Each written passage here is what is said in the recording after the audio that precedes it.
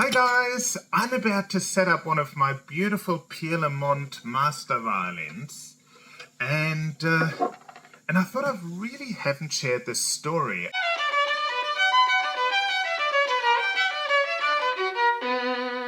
I recently did a video on a really cheap Chinese instrument, an instrument to avoid. And someone asked, but aren't your instruments Chinese? Yes, they are. They have a really interesting story. I originally only worked with European instruments. As I started violin making in 1986, and I mostly worked with European instruments. And I mostly sold European instruments. Earlier on, I started working with my dad and on my own in the early 90s, but really started selling instruments in the mid-90s. So that's almost 30 years ago now. And at that time, German instruments were some of the best student instruments you could get. You could already get Chinese instruments, but they were all terrible. Like everything I had seen was terrible. And then sometime in the late 90s, 98 I think, someone showed me a Chinese violin and I looked at it and I went, wow, that is way better than any European student instrument I worked with in the price class under $4,000 or $5,000 at the time. And that was a huge shift. So around that time there was a big shift in Chinese violin making. It went from huge government operations to more privatized, smaller businesses. And the instruments really changed. So I actually started selling Chinese instruments. I found one or two makers and one or two suppliers that were actually, they were quite good. But they were kind of highly priced. There was always something a little bit wrong. So I'm quite fussy, as you know, with my setups, with my instruments. Like I make sure that everything's absolutely perfect, that the neck angle is perfect, that the instruments are really well made, use beautiful timbers, and that the instruments are incredibly well set up. So the suppliers that I had, especially for some of the nicer instruments, really weren't violin makers. They had been in musical instrument business for years, but none of them were actually trained violin makers. So they found some makers in China that made some quite good instruments, but they always kind of left something to be desired, and I never had any kind of influence on how the instruments were made. So sometime 10, 12 years ago, I decided finally I have to go and check out, I actually have to go to China and find a maker. And I went over to China.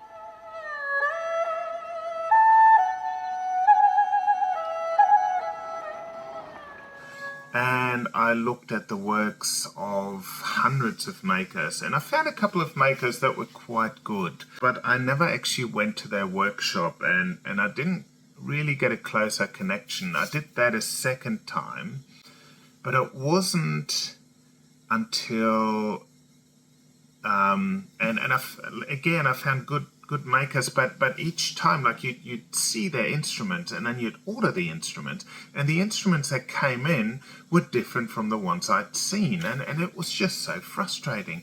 So I thought I really need to find a workshop. I need to find a small workshop with a good maker that can make instruments exactly the way I want them made.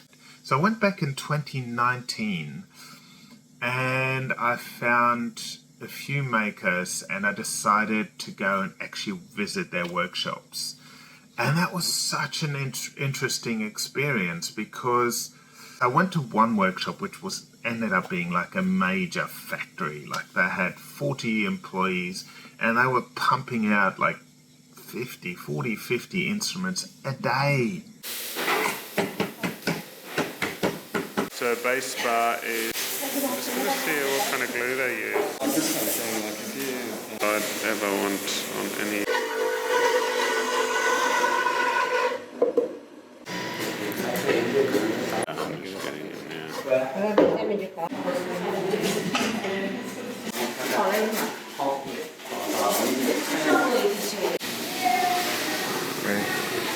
Well, isn't that incredible? Like so many instruments a day and they were all terrible. And then I went to a different workshop and it was quite funny. They actually pretended to be violin making there. They had a whole group. They heard that I was coming and they invited all their friends over and they set them around these tables and they were just doing all these meaningless tasks. And you know, I think if you weren't a violin maker, they probably could have convinced you. So the guy that came with me didn't really notice as much, but because I was a violin maker, I was what's that guy doing? He's just doing pointless stuff. The job's been done and he's filing away on something, but it's not a job you actually do on new violins.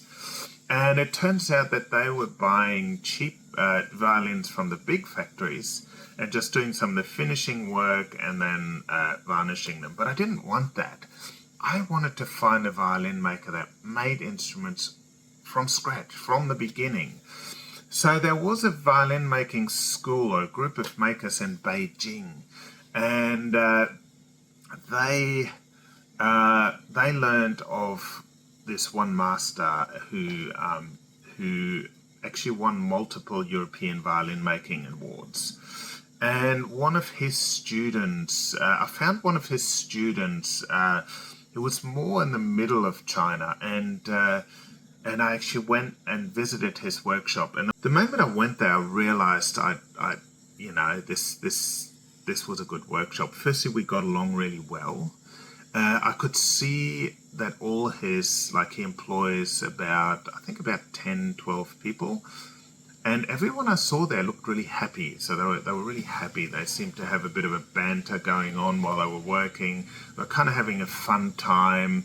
And so it was really amazing. So I finally found this workshop with good makers and I was watching them do the work. And it was really good quality work. And I knew I could work with this maker. And so I started connecting with him once I was back in Australia, and I sent him my models and things like that. And he started making instruments for me, because my big problem was I wanted to find a good instrument, like something beyond the cheap student instrument, just a nice instrument that people could enjoy playing on, that looked beautiful, that works well, has my perfect, my setup. You know how fussy I am with my setup, and where everything's just right, and an instrument that I could really guarantee. And I'd finally found it, so I was really excited. One of the questions people asked me was they're worried about the quality of Chinese making, but China actually has a history of really fine artisan workmanship. It goes back thousands of years. It goes back before European culture. A lot of our culture in Europe and the fine carvings and workmanship comes from around the time of the Renaissance, 1500s, 1400s, 1500s. Marco Polo had set up a lot of connections with China. So a lot of this technology quality actually came from Asia. And so here people are going, it's Chinese made. Well, actually, they had a finer culture for longer than Europe. I understand that a lot of cheap, once communism took hold, a lot of cheap things were made in China. They were made badly. But they also have this history of really high-level artisans. And people take their work seriously. So you can get phenomenal quality in China. You can also get a lot of cheap, crappy instruments that are mass-produced. There's lots of factories like that, and there's people that keep buying them from supermarkets to big music chains and things like that. So and you can get them on eBay and all sorts of places. There's only a few really good makers, but I was able to find one of them. And now I get to work with them directly. They show me the materials. They use the highest level Chinese timbers and European timbers. My Piere Lomont instrument I have made from Chinese timbers to keep the price below the $4,000-5,000 mark. European timbers are quite expensive, but the Chinese timbers are not inferior. Who says that suddenly because the timber is like the same timbers as we use in Europe, who says they're supposed to be inferior if they're grown in a different region? I mean, in China there are mountainous regions very similar to the Alps, with mineral content similar to the Alps, with climate similar to the Alps. Does the timber discriminate and then say, oh, now that I'm in China, I am not going to grow as well as European timber? Or is it just the association of the long-held association that we have with the name, that we think that European timber is better because it has the word European in it? Because obviously European cars and things like that are synonymous with good quality, but that doesn't mean that commodities grown in those areas are any worse than the commodities and timbers grown in European regions. For bows, for example, we use timbers grown in South America, and that's not European timbers, that's South American timbers. So the timbers are just as good as European timbers. The workmanship is just as good as a lot of high-level workmanship in Europe. But of course, we've seen so many cheap, mass-produced things come out of China that break quickly that we sometimes associate China with bad quality. There are Chinese makers that are very good, and especially because I oversee every step of the making process, I keep in constant contact with the makers, the instruments are really good. Anyway, you've seen me set up a Piere Lomont instrument already, so I'm not going to show you what I do today because you can just look at my other videos of me setting up instruments. But I just wanted to share this story with the makers I work with are lovely. They're really nice people. They're actually kind of fun. I had a lot of fun while I was there visiting them. They're incredibly generous people. They're kind. Like I said, they treat their workers well, and there's a really fun atmosphere in the workshop. There's lots of laughter. Some of the women are really good at varnishing, so when the instruments get varnished, three women varnish them, and they have a lot of fun, and it seems to be a lot of banter. There seemed to be a really good vibe in the workshop, which really made me happy as well. In the end, the instruments are just incredible. I just love the neat workmanship, like the corners are just beautifully carved. The F-holes are really neat. The varnish, they have a beautiful Italian varnish recipe that they use. But let me just go over to my shop area. So here is a Piere Lomont Master that I have set up previously. My Piere Lomont is a little bit different, so it's got a little bit more plain pegs, but it's also a really beautiful instrument. They're both really amazing. So what I love about the Piere Lomont, firstly, like I said, it's beautiful workmanship. They always have really good materials, and I love the sound. You also get my setup. So I do my master setup on every instrument. So every instrument that goes out of the shop has been finished by me. So I put on a bridge. We finish the pegs. I plane the fingerboard, make sure that the nut is exactly the right height and string spacing, make sure all the heights are right, the sound post is working really well, and I just check absolutely everything on the instrument to make sure it's perfect. I guarantee my instruments for 3 years because I really believe that they're so good. And then sometimes people worry because they can't try the instrument until it gets to them, and that's why I have a 30-day money-back guarantee on my instruments, which basically allows you to try an instrument for 30 days, and that guarantee only starts when the instrument arrives. Anyway, let's have a...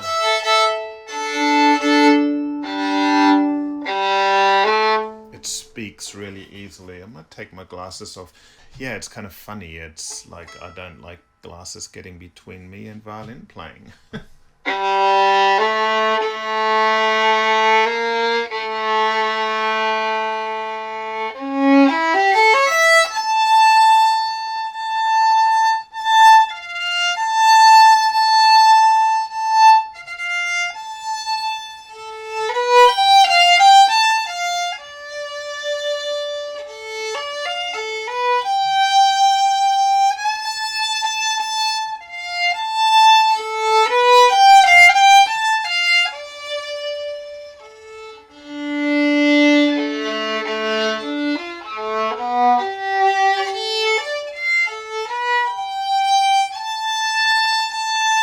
Yeah, it's got a beautiful rich tone. I really love it, and it speaks so easily. So.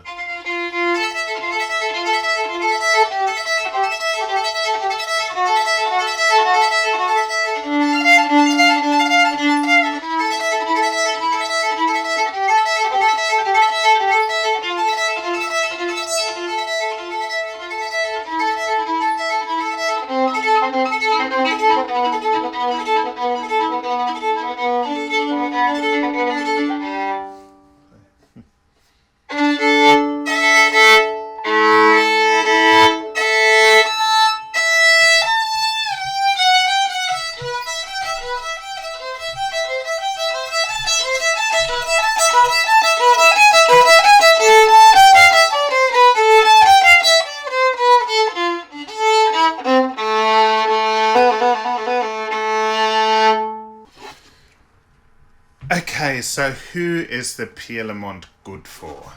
I actually think it's a great instrument for advanced students. I've got quite a few advanced students, intermediate to advanced students playing the instrument. I have some beginners playing the instrument.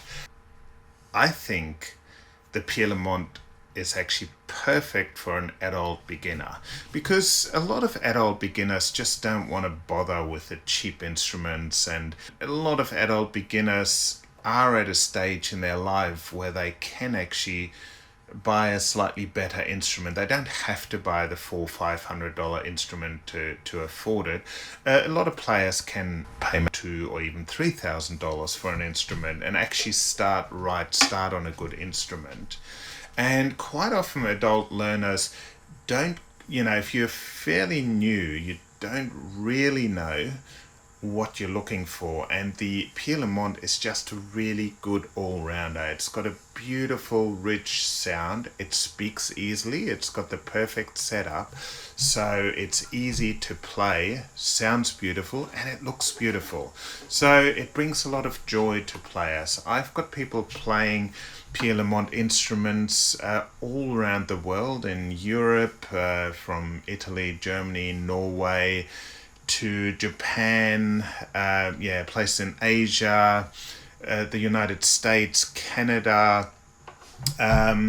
So I've literally got people playing Piere Lomont violins all over the world and absolutely loving it. Actually, I'd love, if you are playing a Piere Lomont violin, drop something in the comments and tell people what you think, like how it's working for you.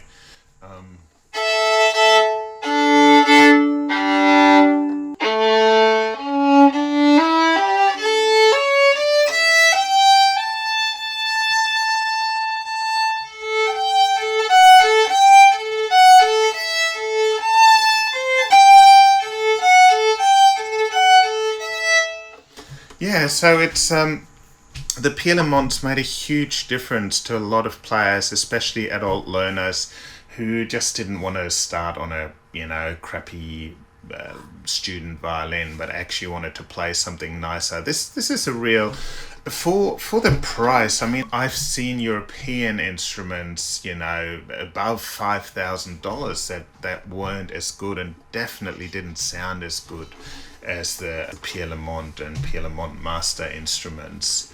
I've just had so many questions about them. I just wanted to make a video really telling people the background story, because it's been a journey. For me, it's been an over 20-year journey to find this wonderful maker to help me make instruments exactly the way I want to, at a price point that's affordable. You know, I can find makers that make $10,000 instruments very easily, but to actually find instruments, to get instruments that are $2,000 to $3,000, I'm just so happy to have found these makers. So I just wanted to share that with you because I've had so many people asking. I know I often recommend that you buy instruments locally if you can, but I've also, with some local makers, even some local shops don't put as much effort into the setup of an instrument as they should. So here you definitely have a guarantee that, yeah. So if you are thinking of buying on the internet, here's an instrument that is guaranteed to have a really good setup, a nice sound, being beautifully made from beautiful materials.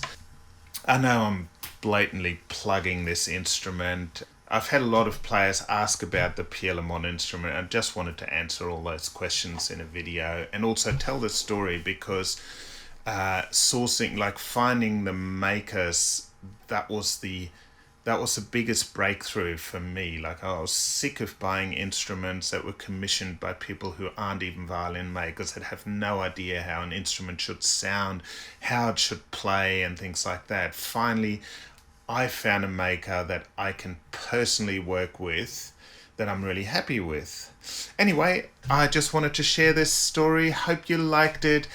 Like and subscribe, hit the little bell, and if you haven't started yet, it's learning a stringed instrument, learning any musical instrument is a really rewarding journey. It can be frustrating at times, but it is really rewarding. And once you finally start making those sounds, you know, that really sound beautiful and really sound the way you want to sound, it's so rewarding. Keep making beautiful music, and I'll see you guys later. Bye.